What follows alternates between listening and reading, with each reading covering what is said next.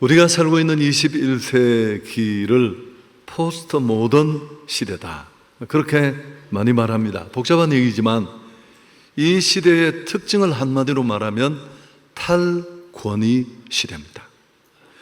사회 구조 안에 있는 권위가 붕괴됩니다.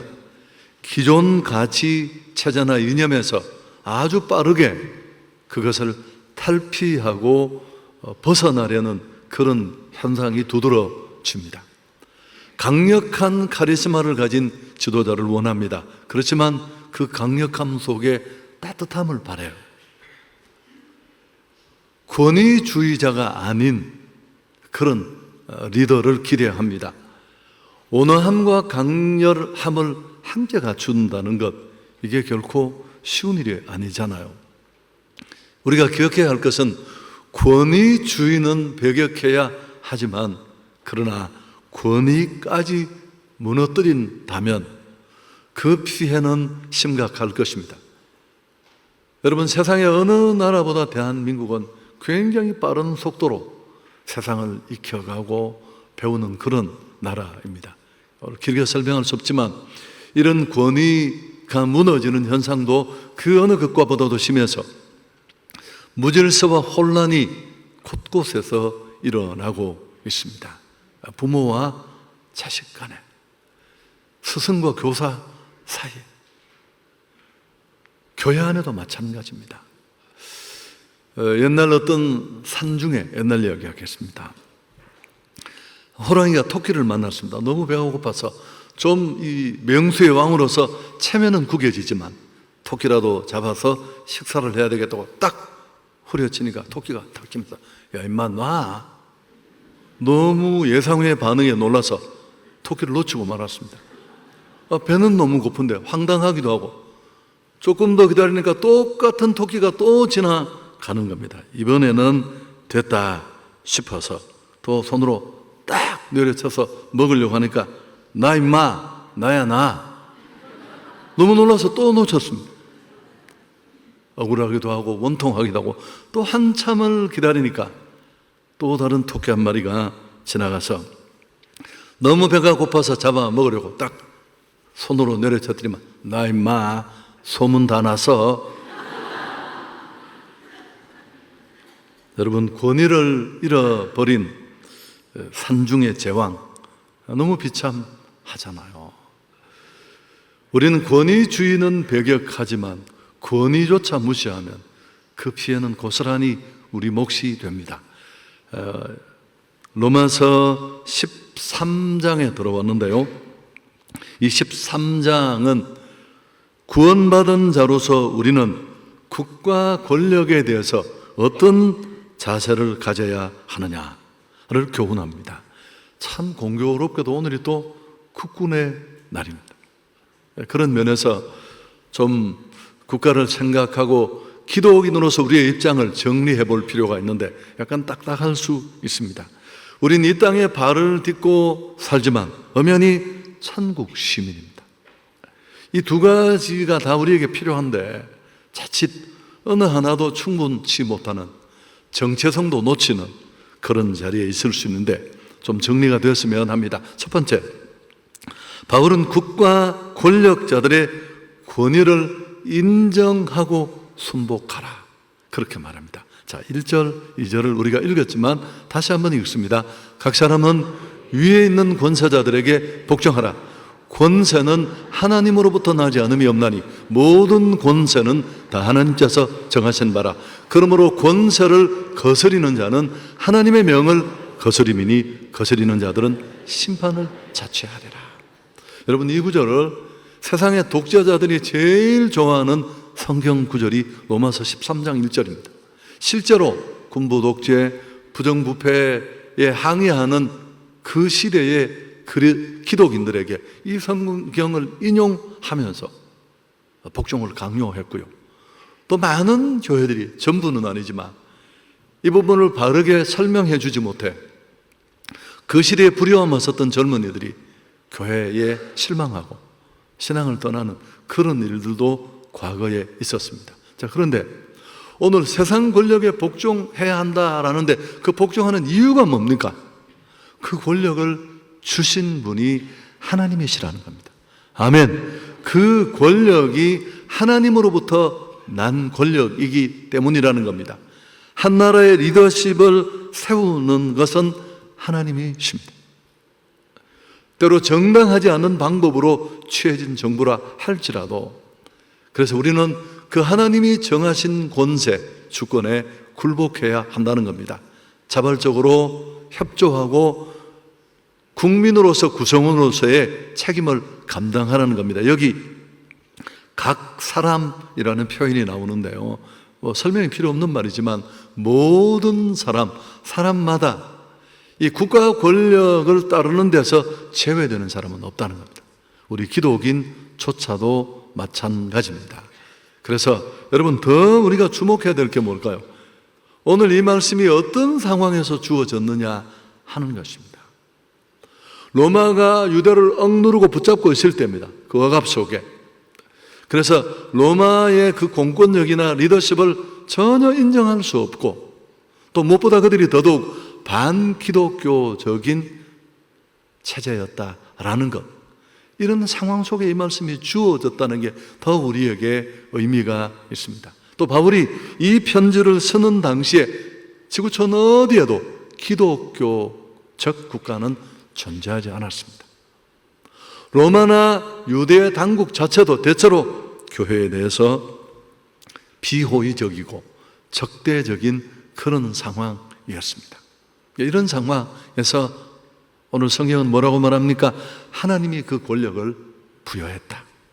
그렇게 말하면서 기독인들은 그 하나님의 주권적 선언에 순복하고 협력하라.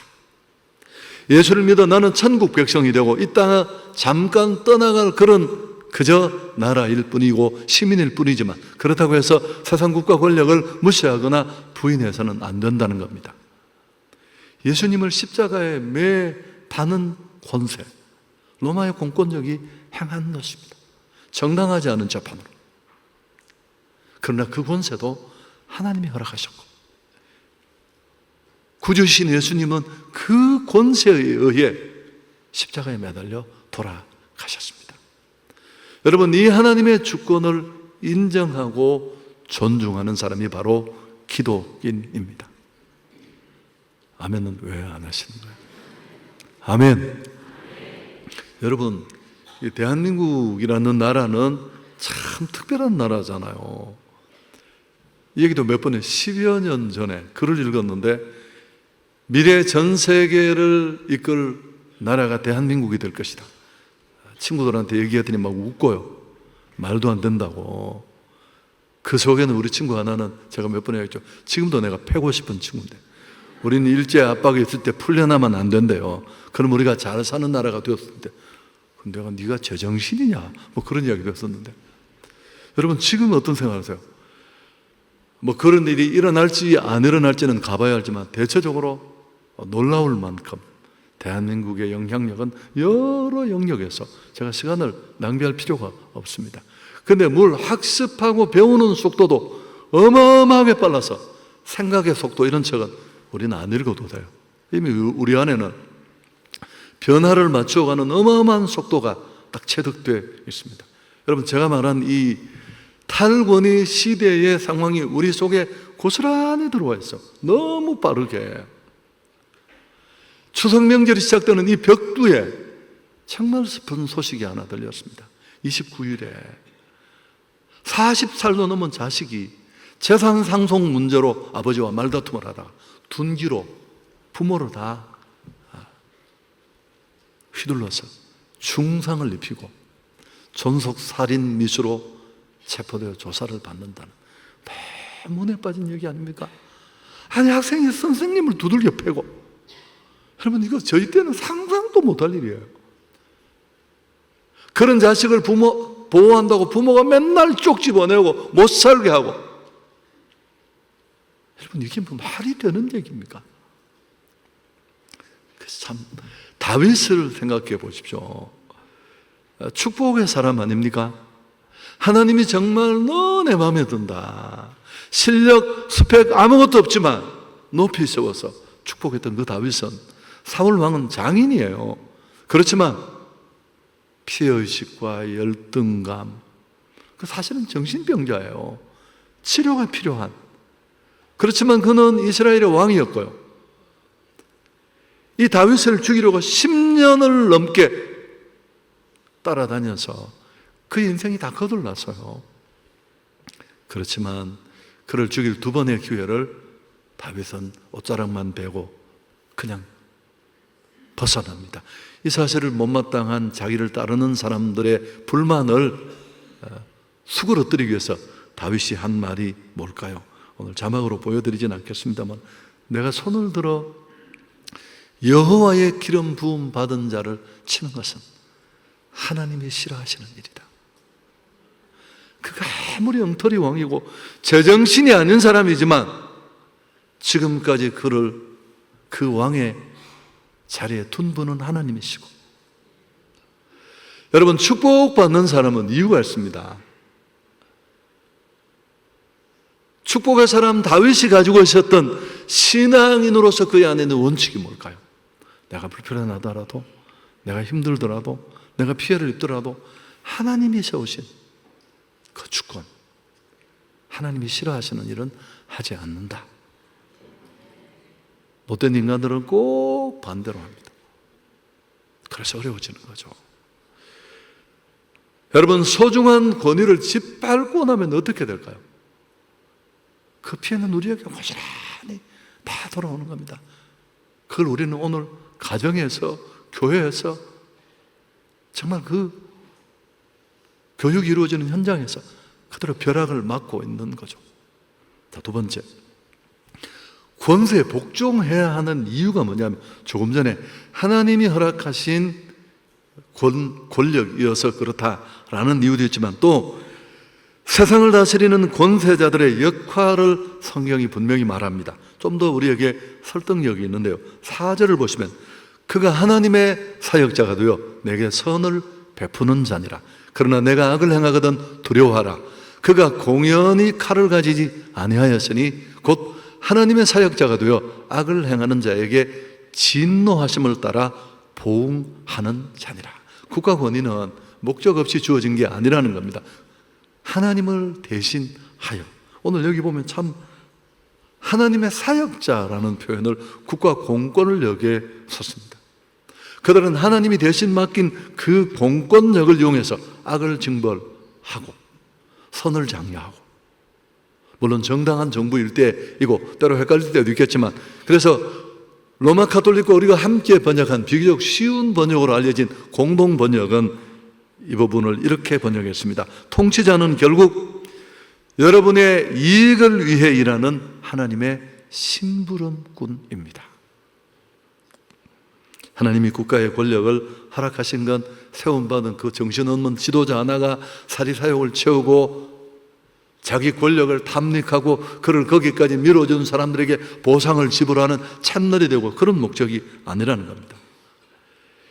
여러분, 이 이야기를 다 설명하면 이 국가, 이런 제도를 달라고 이스라엘이 막 쪼를 때 이방 나라를 보면서 하나님 반대하셨어요. 그분이 다스리는 나라니까. 악을 쓰고 달라고 하니까 이 국가 권력이 주는 폐해를 설명을 다 하시고 어쩔 수 없이 허락하신 제도입니다. 문제가 있을 수밖에 없고요. 그럼에도 국가는 하나님이 주신 권위를 가지고 사회 질서를 유지합니다. 모든 국민 대다수가 행복하게 살아갈 수 있도록 공익을 추구해야 될 책임이 있습니다. 선을 행하는 자는 보상하고 악은 자제하고 심판하고, 그래서 온 국민들의 삶을 평안케 하는 책임이 있습니다. 민주주의라는 그 이름으로 공권력을 무너뜨리고 나니까 과거 시대에, 지금도 좀 남아있겠지만 그 공권력의 피해를 우리가 많이 봐서 이게 딱 무너지고 나니까 막 경찰서 와서 재떨이 날리고 서장을 따귀를 때리고, 여러분, 이게 뒤죽박죽 엉망진창이 되는. 자, 어쨌든 권세자들이 또 한 가지 우리가 생각할 건 그 권력을 오용한다면 어떻게 해야 될까? 이 부분도 살짝 얘기를 할 필요가 있을 것 같습니다.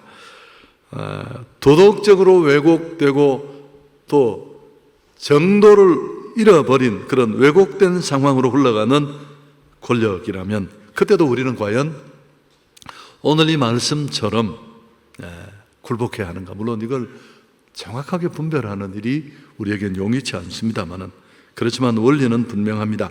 국가에 대한 순종이 하나님에 대한 순종을 줘야 할 때 아닙니다. 국가가 하나님이 금하시는 것을 명하거나 하나님이 명하시는 것을 금한다면 우리 기독인은 저항할 수 있습니다. 이걸 과거 신앙인들은 시민 불복종의 권리라고 그렇게 불렀습니다. 하나님의 말씀과 상반되는 법이 제정될 때 시민 불복종은 기독인의 의무가 됩니다. 근데 여기서 중요한 관로 안에 잊지 말아야 될 상황이 있습니다. 세금을 마침 내기 싫었는데, 군대 가는 게 마침 힘들었는데, 아이쿠 잘 됐다. 여러분 안 해요. 만일 그런 하나님의 말씀과 배치되었다면 이 두 가지는 거기도 해당이 안 되지만 불복종함으로 치러야 될 그 대가를 고스란히 받아야 돼요.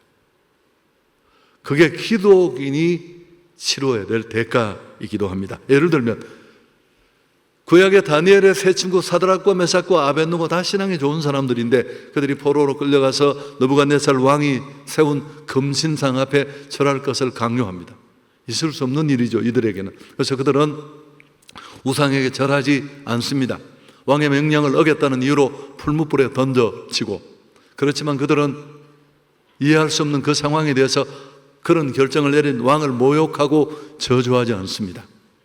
절하지 않음으로 받아야 할 처벌을 그대로 달게 받았습니다. 초대교회 수많은 기독인들이 하나님 한 분 그 유일 신앙과 로마의 황제 숭배는 타협이 없어요. 그래서 그 요구에 불복종하다가 톱에 잘려 죽고 불에 태워 죽고 순교를 당하지 않았습니까? 일본이 우리를 강점하던 그 시대에 신사참배, 국민의례 정신적 기초라는 미명 아래 온 나라 백성을 천황 숭배로 몰아넣었습니다. 그때 우리 기독인들은 당당하게 맞서서 많은 사람들이 옥고를 치르고 죽고 도망가는 것이 아니라 그 대가를 받았죠. 여러분, 이게 악한 권력에 대한 나름대로 균형을 갖춘 그런 기독인의 자세입니다. 예수님 당시 공회가 예수의 이름으로 복음을 전파하는 것을 금했을 때 사도들은 순종하기를 거부했습니다. 사도행전 5장 29절 우리가 같이 한번 읽을까요? 베드로와 사도들이 대답하여 이르되 사람보다 하나님께 순종하는 것이 마땅하니라. 그 서슬이 시퍼런 로마의 공권력 앞에 당당히 맞서서 복음을 전하는 것을 주저하지 않았습니다. 사람에게 옳게 하랴, 하나님께 옳게 하랴. 닉슨 대통령은 미국 대통령 중에 가장 최악의 대통령 몇 중에 꼽히는데 워터게이트 사건으로 자리를 내려왔잖아요. 그 워터게이트 사건의 주범이 찰스 콜슨이라는 분인데 이분이 예수 믿고 변화가 되었습니다. 그 뒤에 그는 시민 불복종할 수 있는 원칙 4가지를 제시했는데 잠깐 소개하고 지나가겠습니다. 첫 번째는 정부가 교회 역할을 대신하려고 하거나 하나님께만 드려지는 충성을 빼앗아 가려 할 때 우리는 저항할 수 있다. 두 번째, 국가가 국민의 양심적 자유를 박탈할 때. 세 번째, 국가가 하나님께서 명령하신 생명을 지키고 질서와 정의를 보존하라고 하는 책임을 기만하고 무시할 때. 마지막, 불복종한 결과에 대해 이 부분이 중요해요. 책임을 질 수 있을 때 우리는 불복종할 수 있다. 일부의 설교를 듣고 성도들 얼굴에서 슬픈 눈빛을 읽었습니다. 추석날 너무 딱딱하지 않은가요? 국군의 날이기도 하답니다. 그래도 딱딱한 건 어쩌면 좋겠습니까? 로마서를 우리는 달려가야 합니다. 자, 정리하고 마칩니다. 자, 여러분, 우리 기독인은 이 땅에 발을 딛고 사는 대한민국이라는 나라와 예수를 나의 구주로 받아들이면서 이제 천국이라는 또 다른 이 소망의 나라를 바라보며 살아갑니다. 어느 것 하나 우리 중심을 놓칠 수 없습니다.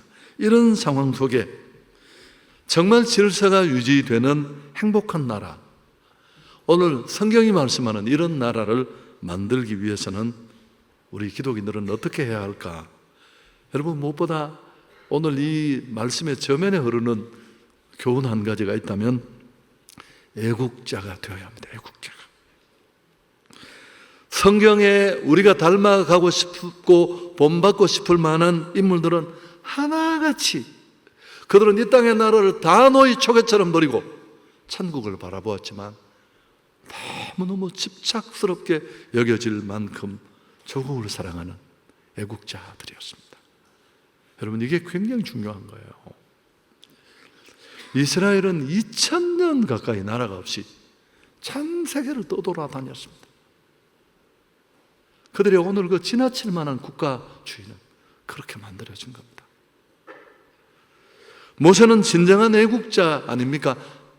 나라 없이 종살이 하던 민족을 위해 자기 인생을 던졌습니다. 바로의 공주의 아들이라는 보장된 미래를 벗어던지고, 물론 하나님의 부르심이 있었지만 우리가 다락에서 나누었던 출애굽기 32장에 보면 잠시를 참지 못해 금송아지 우상을 만든 그 백성을 향해 하나님이 진노하실 때, 내가 너와 다른 나라를 세우겠다 할 때 그는 자기 이익을 내려놓고, 아닙니다 하나님, 아니 열방이 다 뭐라고 하겠습니까?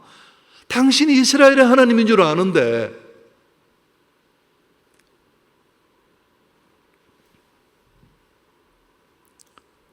이들을 용서해 주지 않는다면 차라리 생명책에서 내 이름을 지우게 해달라고. 바울도, 여러분, 바울은 부름받은 그의 포지션은 이방 선교입니다. 그렇지만 로마서 9장에서 우리가 살폈잖아요. 그는 하나님을 향해 복음을 철저히 거부하는 그 자기 나라와 민족을 향해 마음에 그치지 않는 그 고통과 눈물을 실토했습니다. 자기 일은 사실은 아닌데도. 그러면서 로마서 9장 3절에 보면 자기 민족이 구원받을 수 있다면 비슷하잖아요. 자신이 저주를 받아 그리스도에게서 끊어질지라도 나는 그 사실을 간절히 원합니다. 우리가 천국 하면서 이 땅의 나라를 무시하거나 소홀히 할 수 있으면 안 된다는 이야기입니다. 시인 브라우닝이 이렇게 노래했습니다. 내 마음을 열어보면 마음 깊이 새겨진 한 이름이 있는데 그 이름은 바로 조국이다. 조국을 별로 안 좋아하시는구나. 프랑스의 한 병사가 가슴에 총탄을 박혀서 죽어가는데 그걸 빼내는 수술을 받는 중에 이렇게 말했다는 유명한 얘기가 있잖아요. 좀 더 깊이 내 살갗을 째보십시오. 내 가슴 속 깊이 조국이 들어있습니다. 통과. 자, 그럼 우리는 어떻게 해야 될까요? 여러분, 이 조국을 끌어안고 실망스러운 게 너무 많죠. 사랑하면 실망하는 거예요. 왜냐하면 애정을 가지고 기대를 가지고 이렇게 보면 자식을 봐도 누구를 봐도 안타까움이 있습니다. 더 좋았으면 싶은 바람이 있는데, 여러분, 대한민국 괜찮은 나라입니다. 잘 모르셔서 그런데 외국 사람한테 물어보셔야 돼요. 우리의 문제가 뭐냐 하면, 그만하겠습니다. 첫째, 기도해야 한다라는 겁니다. 정치 지도자들, 공권력을 하나님으로부터 받은 그들이 어디서 왔는지를 알고 책임을 잘 지키는 것도 그들의 책임이지만 우리에게도 책임이 있는 줄 믿습니다. 하나는 그 권력을 주신 하나님의 주권을 인정하는 책임, 그리고 또 하나는 그 권력이 남용되지 않도록 경계선 안에 머물도록 중보하는 책임입니다. 자, 디모데전서 2장 1절 2절이 그 내용을 담고 있는데 함께 읽습니다. 그러므로 내가 첫째로 원하노니 모든 사람을 위하여 간구와 기도와 도고와 감사를 하되 임금들과 높은 지위에 있는 모든 사람을 위하여 하라. 이는 우리가 모든 경건과 단정함으로 고요하고 평안한 생활을 하려 함이라. 우리의 기도의 범주는 모든 사람입니다만 특히나 이 권력자들, 하나님이 주권적으로 권력을 준 그들을 위해 기도해야 합니다. 왜? 인간 지도자들은 언제나 누구나 권력이 주어지면 그 경계선을 넘으려고 하는 위험성을 가지고 있습니다. 그 권한이, 그 힘이 하나님의 목적에 맞게 정당하게 사용될 수 있도록 우리는 기도해야 할 줄 믿습니다. 여러분, 우리가 이 합심 기도 시간, 여러분이 어떤 마음으로 이 기도에 임하는지 모르겠는데 정말 제가 신경을 많이 쓰는 부분입니다. 우리 교육자들에게 물어보십시오. 우리 반성하는 회의 때마다 이 얘기가 나옵니다. 문구가 이렇게 나왔으면 좋겠다. 인도하는 분들이 저 때문에 어려워요. 좀 목소리 톤을 좀 더 간절하게, 온갖 주문을 다하는 이유가 이 기도가 정말 그냥 흘러가는, 허투루 흘러가는 형식적인 기도가 아니라 그 2분 30초가 좀 진지했으면 좋겠어요. 1분 20초 어쨌든. 그래서 그 속에 늘 큰 기도 속에 세계와 우리 나라를 돌아보는 이유가, 기도가 있는 이유가 거기에 있습니다. 우리가 그렇게 기도하면 평안해집니다. 이는 우리가 모든 경건과 단정함으로 고요하고 평안한 생활을 하려 합니다. 두 번째, 책임을 다하라는 겁니다. 하나님 세상의 모든 법령을 세우셨는데 하나님을 섬기는 자로서 세상의 본이 되도록 법을 지켜야 합니다. 이건 기본 질서 윤리고요. 그래서 오늘 이 6절 7절에 제가 길어서 5절까지만 잘라서 우리가 함께 읽었습니다마는 납세의 의무에 대해서 얘기합니다. 함께 읽습니다. 너희가 조세를 바치는 것도 이로 말미암음이라. 그들이 하나님의 일꾼이 되어 바로 이 일에 항상 힘쓰느니라. 모든 자에게 줄 것을 주되 조세를 받을 자에게 조세를 바치고 관세를 받을 자에게 관세를 바치고 두려워할 자를 두려워하며 존경할 자를 존경하라.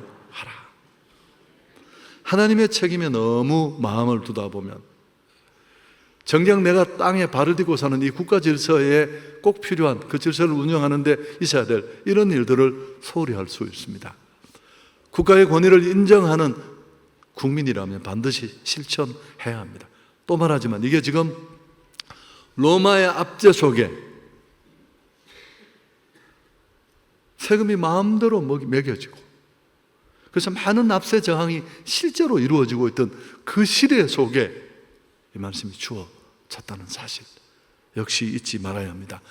로마 정부가 이교도 국가고 전혀 공의가 실천되지 않는 것처럼 보인 그런 상황에서도 로마 정부의 세금을 내는 국민의 의무를 다하라. 마태복음 21장 얘기를 안 할 수 없습니다. 바리새인들이 예수님을 공격할 목적으로 어느 날 그렇게 말합니다. 가이사에게 세금, 가이사는 로마 황제잖아요. 세금을 바치는 게 가합니까 불가합니까? 바치지 말라고 하면 당연히 로마 법의 반역자로 고발을 하려고 하고 또 세금을 바치려고 하면 그를 따르던 많은 유대 백성들이 분노하고 매국노라고 공격할 때니까 아주 예민한 상황에 밀어넣습니다. 그때 예수님은 은전 하나를 보이면서 이 은전의 형상이 누구냐? 가이사의 형상이라고 대답하자 마태복음 22장 21절에 이렇게 명쾌하고 흥미로운 대답을 하셨습니다. 함께 읽습니다. 이르되 가이사의 것이니이다. 이에 이르시되 그런즉 가이사의 것은 가이사에게 하나님의 것은 하나님께 바치라. 설명을 하면 길어지니까요. 예수님은 이 말씀을 통해 그리스도인의 이중 의무를 말씀한 겁니다. 지상의 정부를 향한 책임, 하나님의 나라를 향한 책임, 이 두 가지 다 우리는 놓칠 수 없다. 그게 건강한 신앙인의 모습이라는 겁니다. 할렐루야. 여러분, 권위주의는 사라져야 해요. 그렇지만 권위를 부정하면 안 돼요. 사회 근간이 다 붕괴됩니다. 아니, 아이를 목욕시키고 나면 그 목욕물이 더럽더라도 목욕물만 버려야 되지 아이까지 같이 버리는 사람이 있나요? 여러분, 오늘 말씀이 그런 뜻입니다. 그래서 우리는 권위주의는 반대하지만 국가 근간을 유지하고 우리 삶의 전체 근간을 유지하는 권위는 필요합니다. 자, 부모를 예로 들어 봅시다. 이 권위는 다 통해요. 이런 말이 있습니다. 여러분, 사람을 볼 때 이 인간이 부모에게 얼마나 잘하는가, 이건 다 적용이 돼요. 교회 지도자, 선생님, 하나님. 한 가지 그 기본을 인정하지 못하는 건 다 적용됩니다. 부모가 옳고 그른 것에 대해서 얘기할 수 있습니다. 그렇지만 언제나 부모는 부모여야 합니다. 어른은 어른이고 스승은 스승이고 지도자는 지도자인 줄 믿습니다. 아무리 정신 나가 미쳐 돌아가는 왕이라도 하나님이 아직 그를 그 자리에 세워두셨다는 겁니다. 근데 이게 얼마나 힘들고 어려운 줄 아십니까? 오늘 우리 사회가 겪는 이 엄청난 소용돌이는 우리가 훨씬 더 심한 거 아시죠? 너무 빨리 배우고 너무 빨리 익혀서. 그래서 오늘 말씀을 가슴으로 잘 받아서 우리 국가를 위해서 기도합시다. 그리고 우리가 할 수 있는 일이 있다면 적극 국민으로서의 책임을 잘 감당하는 그런 우리 성도들, 이 두 나라의 균형을 잃지 않는 우리 온 공동체가 될 수 있기를 축복합니다. 하나님께 영광을 돌리겠습니다.